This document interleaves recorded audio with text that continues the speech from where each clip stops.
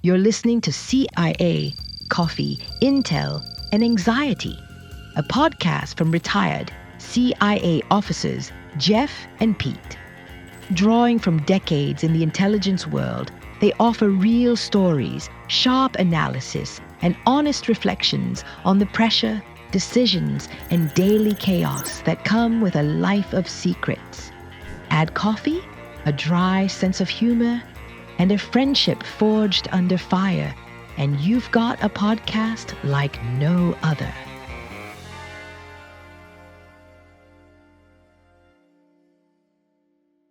Hey Pete, how you doing today? Hey Jeff, great to see you. What's going on, brother? Hey, we're here to begin our really interesting Rocking and rolling.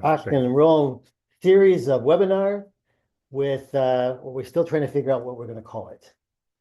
We had an argument about this last night, and you're Jeff, and I think it should be PJs. All right, we'll go with PJs. Okay, well anyway, we're going to figure this out. The important thing is that we wanted to introduce ourselves and why we're doing this, and what we're going to do. Absolutely. And so do you want to introduce yourself first then, Pete? Sure, why not? Let me take all the glory. My name is Peter Warmka. For over 2 decades, I had a relationship with the Central Intelligence Agency, working overseas and responding to targeting for specific information, and then penetrating the organizations that had that intelligence, that information, predominantly focusing on insiders. Very successful career, retired 2010, and since then been working a lot on training, a lot on awareness. Established my company in 2019, Counterintelligence Institute, based here in Orlando, and go around the country and even around the world, providing presentations and workshops and increasing the awareness of the various threat actors, how they target organizations, as well as how they target you and me, and especially our elderly community, and trying to help those individuals better protect themselves. Enough said. Now, over to you. Was that enough said? Well, for now. Pete and I have known each other for coming on 4 decades. So Wow. If we give each other a hard time, it's because we love to give each other a hard time.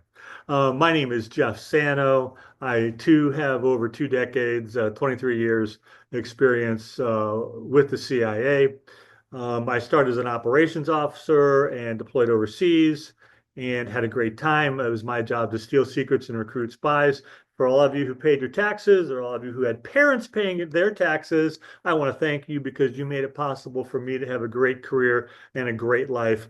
My family and my 2 lovely daughters had a great life as well. Got to travel to many fun places. Some of the most fun ones, of course, are in the Middle East, where they're busy causing problems right now.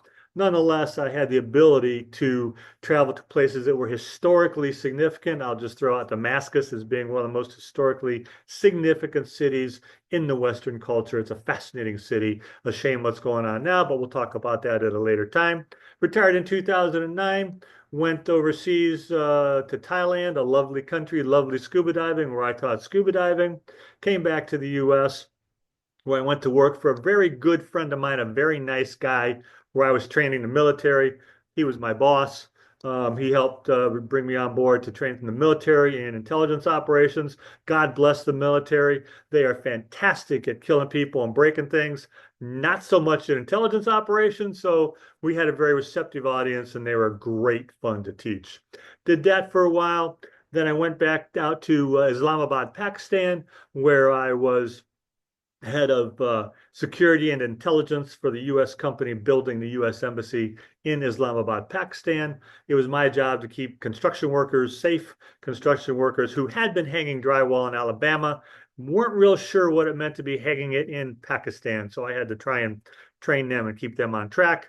Came back to the U.S., went back to Uganda, went back overseas to Uganda, where I was general manager of the 3rd largest security company in the country. Came back to the U.S. in 2000 along with a Ugandan wife, and I've been working security ever since then here in the U.S. And hopefully what Pete and I are going to bring to you is information that you can use in your day-to-day life, irrespective of what you're doing, to help keep you and your family more secure. As you can imagine, we've traveled a lot We can talk about travel security. We can talk about threats. And Pete's been in different areas of the globe than I have. I already touched a little bit on the Middle East and the threats that we see there. We'll talk about some of the different cultures. And we'll also get into some of the fun that we do in the CIA. Pete, what else are we going to talk about? Well, one of the first next episode, which is going to be in 2 weeks from now, on Monday, the 19th of May, we're going to talk about disinformation. And I know you've heard a lot about this topic, disinformation. What does that mean? Today, I mean, disinformation has been around for centuries, and there's been governments that have used disinformation to control their populace. There's been disinformation about enemies, adversaries, but today more than ever now, because of the internet and social media, these are tremendous tools that are being used by those that want to propagate disinformation. So we want to talk about that because it really, really impacts all of us. We really want to get to the truth. Right? But to get to the truth, we have to understand is what is distracting from the truth. So disinformation is definitely going to be one of our first topics. Next episode is going to be about disinformation in specific. What else we got coming up, Jeff? Well, we're going to talk about intelligence and the collection of intelligence. Pete, how old do you think the collection of intelligence, how long has espionage been around? Almost since the beginning of civilization, I would say. If you read the Bible, you go back to Joshua, he talks about sending the two spies into Jericho. So just after the Egyptians came out of Egypt, excuse me, the Israelis came out of Egypt, they sent spies into Jericho. So that was 3,500 years ago. And those two spies, Phineas and Caleb, you may recall, were protected by Rahab the Harlot. Harlot's a very polite term for prostitute. So quite frankly, spies and prostitutes have been working together since the beginning of time. There's a reason for that. We play on the same weakness, ego. So that's where we can talk about how you can protect yourself and in some cases, protect you from your ego. Then we're going to talk about a topic that I think is could be very interesting to everybody because it's something that is one of the first skills that we learn as a CIA officer before we go overseas is the art of elicitation. Now, this is a way to collect information on people. I mean, we can do it through interrogation, right, which is limited use, or interview, but elicitation is a means of carrying out a very choreographed plan of bringing up various topics in a conversation with the target and getting them to talk about things and provide information on areas that are very much of interest to you. Maybe their background, things about them, as well as things about their employer. Let's give them an example to elicitate from me. Well, don't do this, Jeff. We can't do these things on the. Sure, I'll elicitate from you. Hey, Pete, how you doing? My name's Jeff. I'm from Tampa. Where are you from, Pete? I'm from Orlando. Really? Do you like living in Orlando? I like in Orlando, but I'm feeling a little bit uncomfortable now because you're asking me these direct questions. Have you been to Disney? Yeah. I love Disney. I want to go to Disney. What? I want to take my wife and my two kids. I want to go to Disney. Yeah, they'll like it. They'll like it. Oh, I'm sure they will. I'm sure Disney's. I know. I've only taken my kids there once. Really? How many kids do you have? I have 3. All right, that's excellent. And are they still at home? Are they grown, married? You get the point, right? Yeah, absolutely. Casual conversation. What? So back to what we were talking about. The other thing that will help you find, you can also find when people misrepresent themselves. And that's very important in this day and age, when there are people who are not necessarily being quite forthright in the description of their backgrounds. And we have some very specific examples that we will discuss with you on that show. More specifically regarding people that misrepresent themselves as having in a relationship or having worked in intelligence, right? Whether it's the CIA or military intelligence. There's been documented cases of individuals who have utilized the story of being involved in intelligence and it defrauded people of millions of dollars. And we even know people that are using that misrepresentation to get a lot of followers, that they're gurus of intelligence. And we're going to talk about how you can really be able to vet these individuals, validate that they are really authentic. They are who they say they are. So I think that's going to be a very useful tool. Yeah, and it's actually not as hard as it might sound. So we'll make that easy for folks like that. Mhm. We'll also talk a little bit about Hollywood. Ha! Oh, I mean, who doesn't like the movies?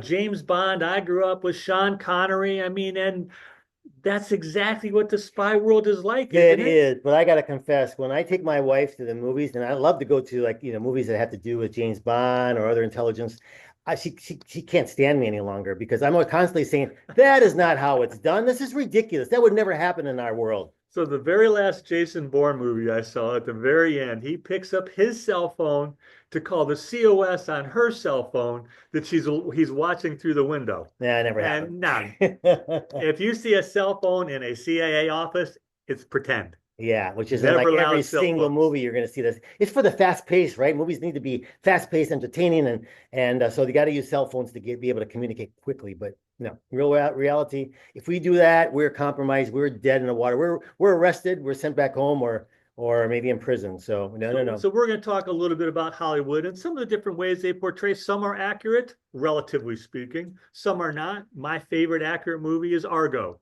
where they talked Excellent, about getting excellent the movie. six, yeah, excellent movie, the six hostages out of Iran, and it is based on a true story, and shows many of the real challenges that the CIA, the U.S. government, and the individual officers go through when they're trying to protect the American people. Because at the end of the day, that's what Pete and I did for our Mm. career. That was the Yeah. objective. And I know, Jeff, just like you, I'm sure you get lots of lot of questions when we're all giving presentations, right? We give a lot of presentations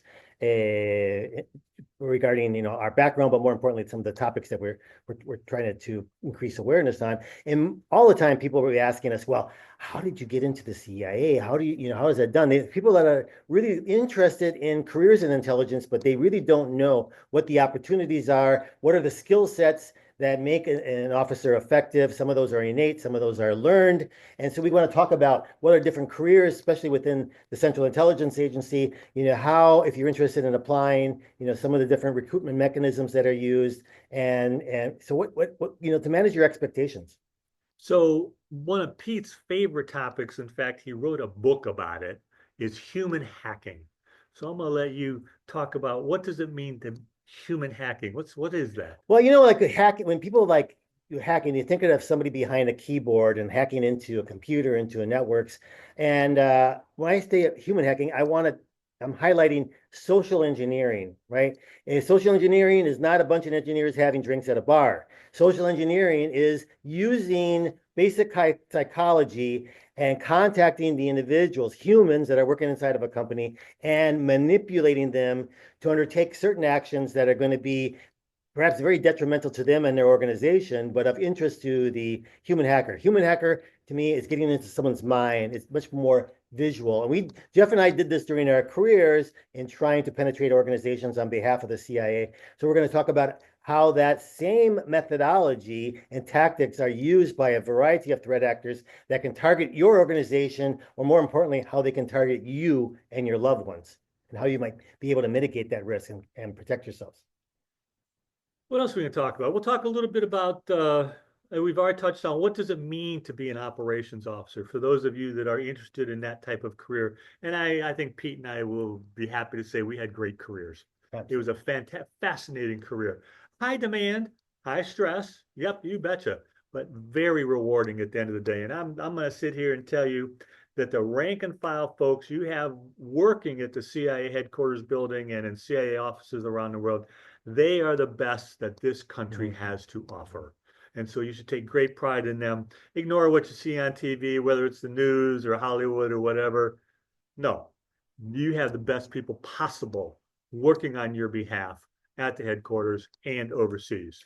And we're also gonna incorporate some topics that might be of interest at the moment or just recently, such as drones and balloons, right? Weren't those hot topics? And all of a sudden they went away. All of a sudden the media wasn't covering it anymore.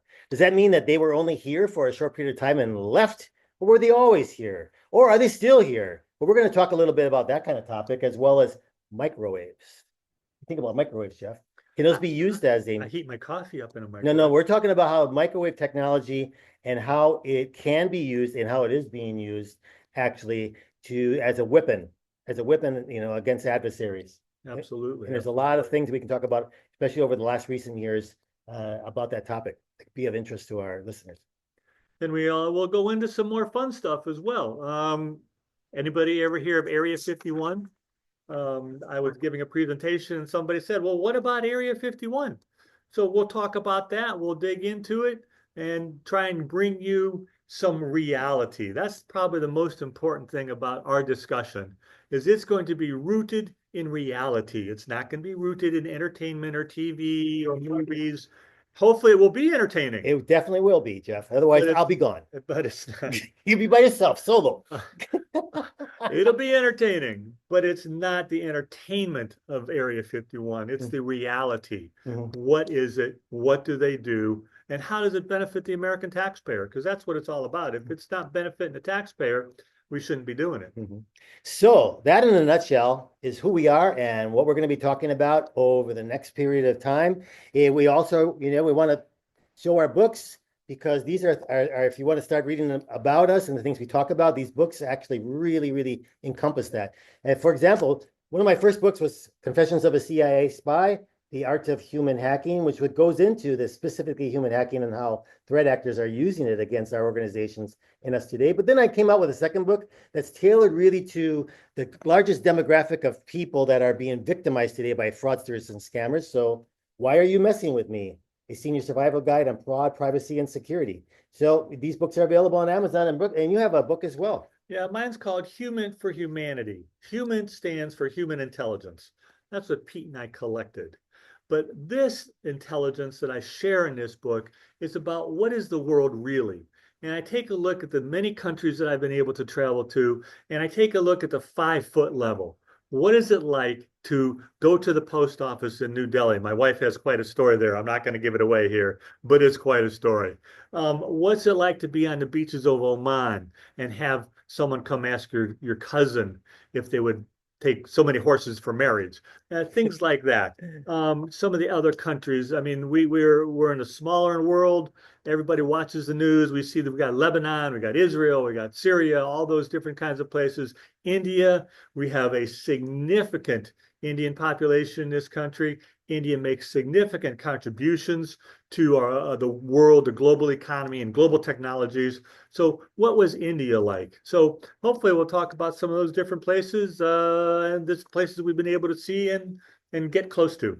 And if there's any other topics also that are of interest to you, and maybe that you don't know whether or not we're going to cover them, please, write in to us and let us know that some of these topics, and we'll be happy to address them.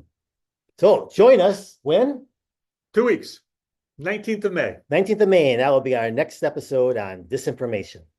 Thanks, Jeff. Looking forward to it. You betcha, brother. Let's have a few beers now. I'm exhausted. Let's get something a little harder than beer. Okay, all right. The real stuff.